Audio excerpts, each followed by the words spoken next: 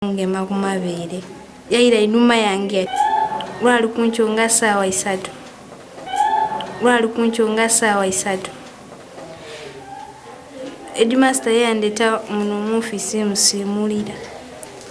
kati naida yankobera ntole liquid soap nduwe tusimule kati nze kandi kubeninga kutola liquid soap nga yena atuuka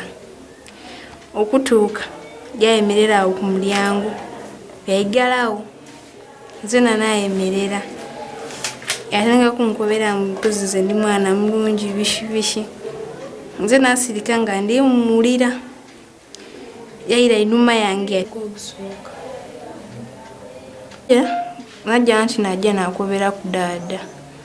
nzena najja namukobera kwa wewe yajira ku police nakoba ku Gawumpa Mr. Gawumpa yajja yakobera ku Madam Betty the senior woman teacher